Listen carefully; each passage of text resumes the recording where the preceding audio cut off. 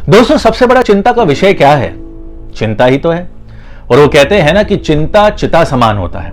नमस्कार, मैं हूं वरुण सेठी और आज इसी विषय पे बात करूंगा।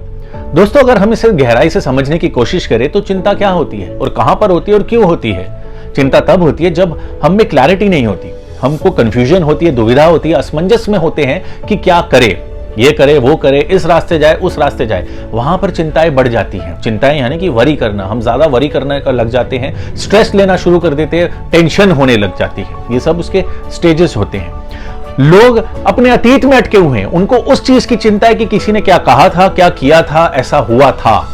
और ज्यादातर लोगों को अपने आने वाले कल की चिंता है कि कैसा होगा, अच्छा होगा, दुखमय होगा, सुखमय होगा। आपका वर्तमान वो भी तो चिंताओं से ही घिरा हुआ है ना, कि कैसी जिंदगी जी जा रही है। अपने आने वाले कल के लिए आप कैसे आज वर्तमान में काम कर रहे हैं। आपको पेमेंट का स्ट्रेस है, पैसों का स्ट्रेस है, जॉब का स्ट्रेस है, लॉस हो गया बिजनेस में, किसी ने ये कह दिया, किसी ने वो कह दिया, ये चिंता वो चिंता और बस चिंताएं। और एक बात कहूं, अब तो लोग ऐसे हो गए हैं कि जिनको अगर चिंता ना होना तो उनको ये चिंता होने लगती कि चिंता क्यों नहीं हुई।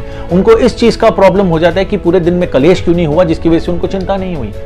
और जो ये चिंता है, इसका मानसिक और शारीरिक लेवल पे क्या इंपैक्ट होता है ये तो हम सब जानते हैं कि स्ट्रेस, एंजाइटी, वरीनेस, चिंताओं से हमारा BP, sugar, cholesterol, heart problem सब कुछ बढ़ने लग जाता है।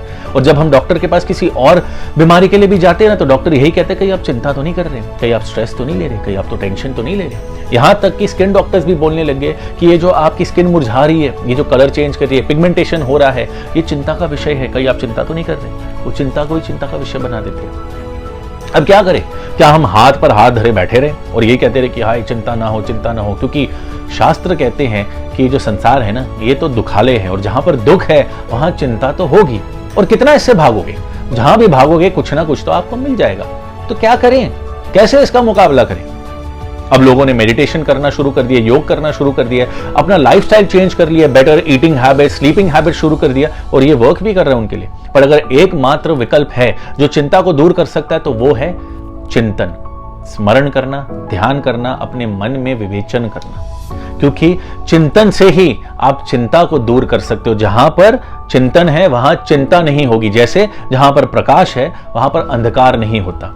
दोस्तों, जब आप चिंतन करते हो तो बेसिकली आप अपने आप को, अगर आज की भाषा में कहूं तो इन डेप्थ एनालिसिस कर रहे हो, क्वेश्चन कर रहे हो कि ऐसा क्यों हो रहा है। और उसके आंसर्स आपको मेमोरी से मिल सकते हैं, सेंसेस से मिल सकते हैं, इंफॉर्मेशन से मिल सकते हैं, आसपास के एक्सपीरियंस से मिलते हैं। तब आपको समझ में आता है कि क्या सही है, क्या गलत है, कि जिस चीज के बारे में मैं चिंता कर रहा था एक्चुअल में वो चिंता का विषय तो है ही नहीं। आधा अधूरा ज्ञान चिंता होता है, पूर्ण ज्ञानी चिंता नहीं चिंतन करता है। अब बौद्ध को ले लीजिए, स्वामी विवेकानंद को ले लीजिए, हमारे शास्त्र भी यही कहते हैं। दोस्तों, जब हमारा माइंड रेस्टलेस होता है, स्थिर नहीं होता, वहां चिंताएं और बढ़ जाती है ना, क्योंकि हम और ज्यादा पैनिक कर रहे होते हैं, रेस्टलेस होते हैं। जहां स्थिर रहता है मन, वहां पर काम रहता है हमारा मन, वहां पर चिंताएं कहां होती हैं। थॉट्स भी इजीली फ्लो होते हैं, आपका कंफ्यूजन भी दूर होता है और क्लैरिटी रहती है।